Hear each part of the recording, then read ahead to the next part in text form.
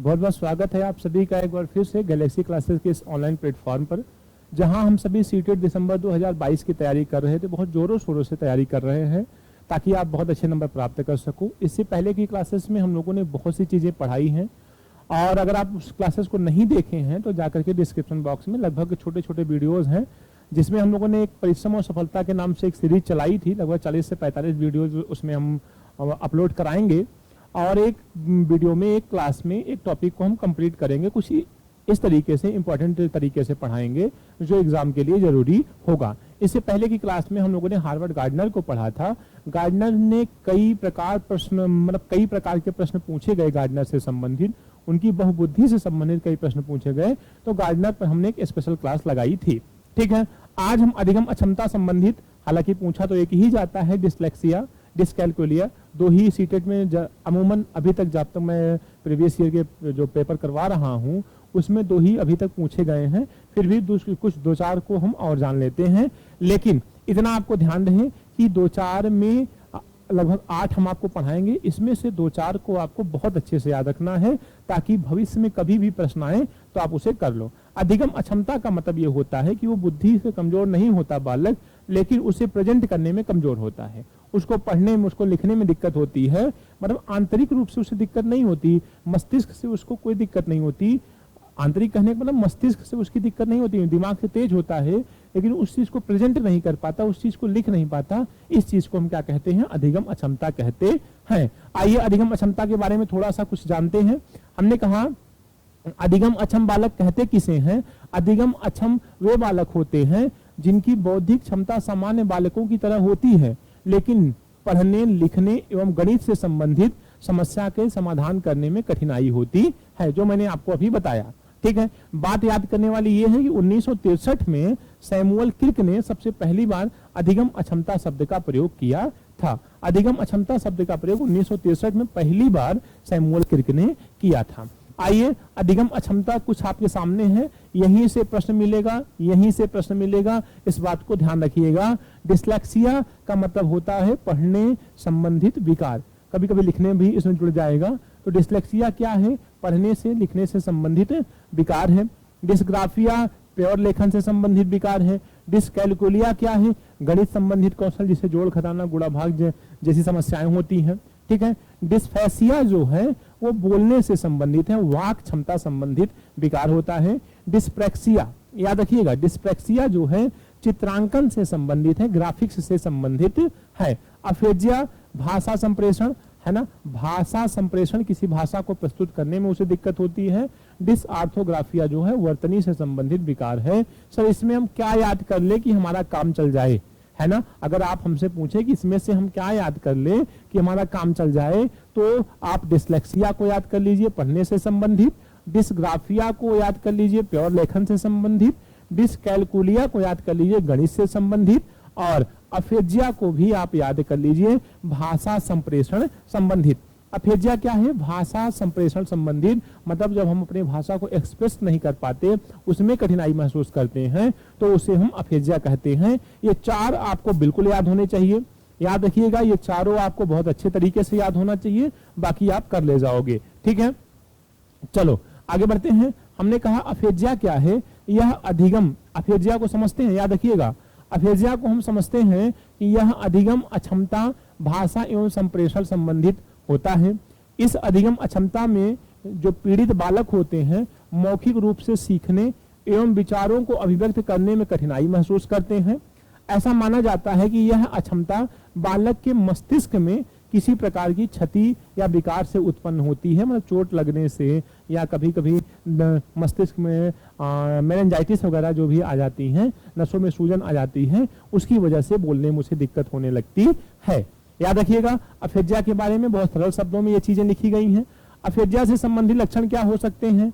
सही उच्चारण के साथ मौखिक संवाद न कर पाना, अटक अटक कर शब्दों को बोलना, अपने विचारों को न बोल पाना, भाषा को एक्सप्रेस करने में कमी, भाषा संप्रेषण के समय उचित शब्दों का प्रयोग न कर पाना। ठीक है, ये किससे संबंधित है? अफेजिया से है। सीटेट के लिए बहुत इंपॉर्टेंट है, इसलिए इसको ध्यान में रखिएगा।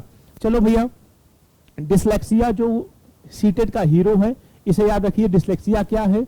यह अधिगम अक्षमता पाठन यह अधिगम अक्षमता पाठन विकास संबंधित है ना, पाठन संबंधित या पठन, यह अधिगम अक्षमता पठन संबंधित विकार है। इसमें बच्चों को लिखने पढ़ने, शब्दों को पहचानने व समझने व याद करने में, अक्षरों को क्रम से पढ़ने में कठिनाई होती है। Most important dyslexia, most important dyslexia हमने क्या कहा, पठन से संबंधित विकार है। बच्चों को लिखने पढ़ने, शब्दों को पहचानने में, शब्दों को याद करने में, अक्षरों को क्रम से लिखने में, ए बी सी डी ऐसे क्रम से लगाने में भी कठिनाई होती है। बहुत इंपॉर्टेंट है, ध्यान रखिएगा, डिस्लेक्सिया को भूलिएगा नहीं। डिस्लेक्सिया के लक्षण क्या होते हैं, जैसे शब्दकोश की कमी, उन्हें बहुत मीनिंग नहीं आती है, शुद्ध उच्चारण न कर पाना, शुद्ध उच्चारण न कर पाना अफेजिया में चला जाएगा, लेकिन यहां भी कुछ लक्षण दिखेंगे। शब्दों को पहचानने में त्रुटि, ये इंपॉर्टेंट है, ध्यान रखिएगा, ठीक है। शब्दों को सही क्रम में रखना, इधर उधर भटका देना, ये भी सही है। वाक्यों के भाव को न समझ पाना, गुड है ना। पढ़ते समय शब्दों को छोड़कर पढ़ना, कठिन शब्दों को छोड़कर पढ़ना, पढ़ते समय एकाग्रता में कमी आना, ये सब कुछ किसके लक्षण हैं, डिस्लेक्सिया के लक्षण हैं। डिस्लेक्सिया बहुत इंपॉर्टेंट है, ध्यान में रखिएगा, डिस्लेक्सिया बहुत जरूरी है, प्लीज इसे याद रखिएगा। डिस्लेक्सिया हो गया, अफेजिया हो गया, डिस्लेक्सिया और अफेजिया दोनों को याद रखिएगा। अब हम बात करने चल रहे हैं डिस्ग्राफिया। डिस्ग्राफिया जो है, इसको आप पढ़ लीजिएगा, सही से लिखावट नहीं हो पाती है, हाथों हथेलियों में, उंगलियों मतलब पेन पकड़ने में गड़बड़ी होती है, ये सारी चीजें आप इसे पढ़ सकते हैं, देख सकते हैं, ये बहुत इंपॉर्टेंट नहीं है, फिर भी आप इसके स्क्रीनशॉट कर सकते हैं, देख लीजिएगा, पढ़ लीजिएगा, समझ में आ जाएगा। अब हम डिस्ग्राफिया के कुछ लक्षण देखते हैं, है ना। खराब हैंडराइटिंग या पेन पेंसिल को बहुत नजदीक से पकड़ना, या ना, ये दोनों थोड़ा सा इंपॉर्टेंट है। खराब हैंडराइटिंग और ये अक्षरों को छोटे बड़े में लिखना, बालक के द्वारा लिखे गए अशुद्ध वर्तनी, ये लक्षण याद रखिएगा डिस्ग्राफिया के। डिस्ग्राफिया के ये लक्षण याद रखिएगा। और क्या है, यह अधिगम अक्षमता स्थायी नहीं होती, यह अधिगम अक्षमता अभ्यास के माध्यम से सुधारी जा सकती है। कौन सी, डिस्ग्राफिया। अब डिस्ग्राफिया के लक्षण से अगर प्रश्न सीटेट में पूछे तो ये इंपॉर्टेंट है। अगर कोई बच्चा सही से पेन नहीं पकड़ पाता या बहुत नजदीक से पेन पकड़ता है, उसकी हैंडराइटिंग बहुत अच्छी नहीं है, अक्षरों को छोटे बड़े से लिखता है, तो निम्नलिखित में से किससे बालक ग्रसित है, तो आप क्या टिक लगाएंगे, डिस्ग्राफिया। बहुत अच्छा प्रश्न बनेगा, ध्यान रखिएगा, बहुत ही बेहतरीन प्रश्न यहां से बनेगा डिस्ग्राफिया के लक्षण से, याद रखिएगा। और ये स्थायी नहीं है, इस बात को भी आपको ध्यान रखना है। डिस्कैलकुलिया क्या है, हम उसकी बात करते हैं। डिस्कैलकुलिया के बारे में हम चर्चा आपसे करते हैं। यह एक ऐसी अधिगम अक्षमता है जिसमें बच्चे गणित को समझने में कठिनाई को अनुभव करते हैं। इस अधिगम अक्षमता को न्यूमलेक्सिया भी कहा जाता है। क्या कहा जाता है, न्यूमलेक्सिया। बहुत अच्छा शब्द है, ध्यान रखिएगा, न्यूमलेक्सिया भी कहा जाता है। इसके अंतर्गत बालक गणितीय सिद्धांतों सूत्रों को समझने में कठिनाई महसूस करते हैं और गलत सवालों को भी हल करने में सवालों को हल करने में भी उनको समस्या होती है। डिस्कैलकुलिया कई प्रकार का होता है, जैसे ग्राफिकल डिस्कैलकुलिया और लेक्सिकल डिस्कैलकुलिया। फिर इस टाइप से आप देख सकते हैं कि कई प्रकार की डिस्कैलकुलिया होती है। ओके, चलिए आगे बढ़ते हैं। न्यूमलेक्सिया भी इसे हम कहते हैं। डिस्कैलकुलिया के कुछ लक्षण दिए गए हैं, उसको हम आपको बताते हैं। बहुत इंपॉर्टेंट है डिस्कैलकुलिया, एग्जाम की दृष्टि से, सीटेट की दृष्टि से बहुत इंपॉर्टेंट है, ध्यान रखिएगा। अच्छा, डिस्कैलकुलिया की परिभाषा आपको आया ना, लेकिन लक्षण सबके पता होने चाहिए, क्योंकि लक्षण अगर पता होंगे तो ही आप प्रश्नों को सॉल्व कर पाओगे, नए प्रश्न जो आने वाले हैं।